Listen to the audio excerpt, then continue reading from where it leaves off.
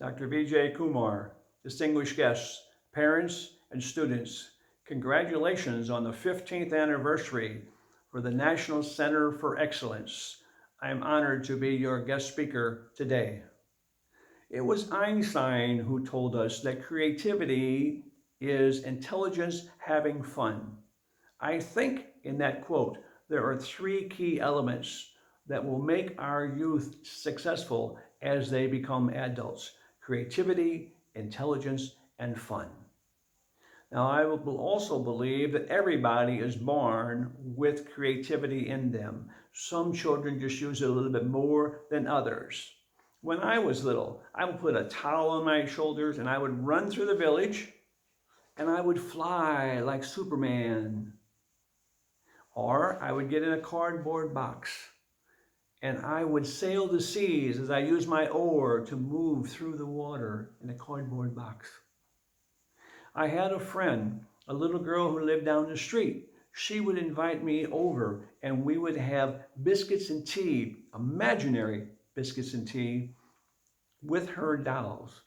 We used creativity almost every awakened hour that we were awake. We lived our lives using creativity when we were small. But we got a little bit older and we went to kindergarten or first grade. And when we did, people tried to put a little bit of control on us. Now, some schools will stifle the creativity of children, but not your school. Your school embraces creativity, wants children to be creative, wants to encourage them to do more and to learn more, which is very, very good. You know, when we get into school, we have a lot of opportunities to do different things.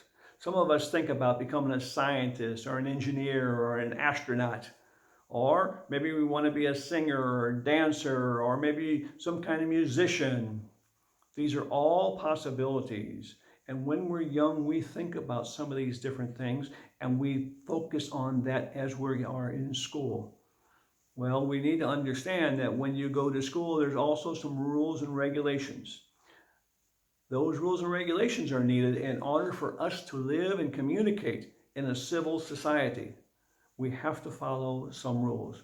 But that doesn't mean we can't promote our creativity, our interests, those things that we want to do. So take the opportunity. If you're in school and you're going to be a singer, sing a song that nobody else sings. If you're going to be an artist, draw a painting that nobody else is going to make. If you're going to be a sportsman, find some way to make a maneuver that no one else does that move. You need to try to use your creativity to the best of your ability. And as you are growing older, you will be empowered to choose the path you want to go down as an adult. And if you find this path is not the one you wanted, you can change it and go down another path. Or you can go down another path. You are empowered to live your life to become what you want to do. Now, there are many different types of people out there who will say you can't do something. You have an idea, you have an aspiration, you have a desire to be something. And someone says, oh, you're never going to be any good at it. Those naysayers are wrong. They are just jealous because you are using creativity and intelligence to be successful. Now, some of these people are going to say, oh, you know, you're going to continue to fail, or they're going to try to block you. They are just envious of you. They wish they used their own talents, which they have, but they're not using them. That's not the way to be. Some of them are going to say you have no intelligence. Well, in school, we measure your intelligence. It's called an IQ test, your intelligence quotient. And it's used to measure your ability to take skills and knowledge to do something. Now, I don't know why, but I've never heard of a CQ. There should be a creative quotient to measure our creativity, but I don't think there is one. You know, it's sort of like making a cake. We can teach you what to do. We can teach you how to do it. But in the end, you have to do it yourself. If you're going to make a cake, you can have the world's greatest ingredients. But if you mix them the wrong way, not the way you were taught in class, your cake is not going to be wanted by anybody. You have to learn how to do it with your own two hands. Your teachers and your coaches can provide you with the instructions, with the lessons, but when it comes down time for execution, for you to be creative or to show your intelligence, you have to do it yourself. Now, it was Indira Gandhi who said, to be capable, one must believe in themselves. You must have faith in yourself. I absolutely agree. You need to believe in yourself. You need to know you are capable of doing almost anything that you want to do. Now, India itself needs scientists, doctors, lawyers. It also needs astronauts, singers, musicians. All these things are needed, and you can grow up to be successful and do those things. In each of these career fields, there's something else that's needed, and that are leaders. People who are going to be leading the teams that are performing these skills. Now, leadership is a little bit more difficult.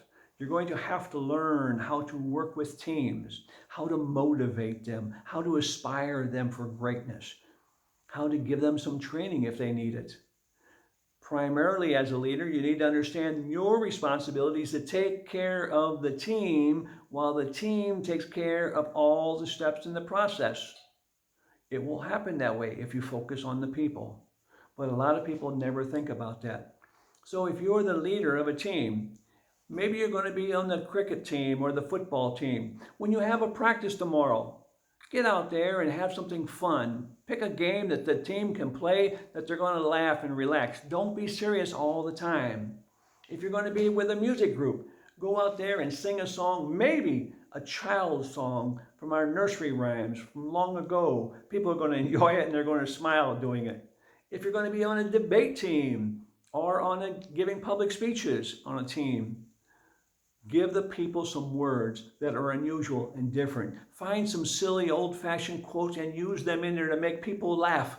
These are things the leader needs to do to have fun. And that's the third ingredient, is fun. That's absolutely necessary to be put in.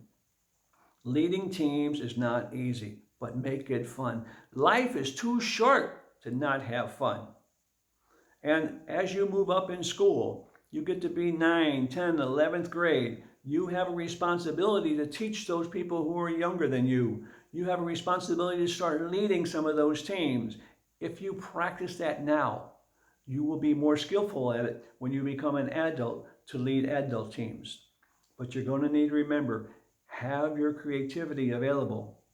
Draw on the creativity of your team members. Use the combined intelligence and then have fun. Now, it was Mahatma Gandhi that says, the future depends on the present. Well, I agree. Right now is a time for you to get started. If you haven't been using your creative skills, start using them now. If you're going to be listening, listen to your teachers with intentional listening, not just to reply and answer, but to understand. That's the intelligence portion of it. Intentional leading will lead to more understanding and more intelligence on your part. Do it now. Don't wait. Get out there. Learn. Get educated. And then try to help others. Helping others will help yourself.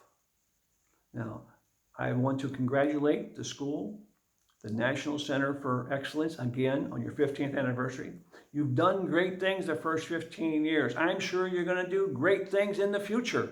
You're going to keep going because you have good staff, good teachers, good coaches, and you also have students who want to learn. Motivate them and grow them. And please remember, never, never stop learning. Thank you.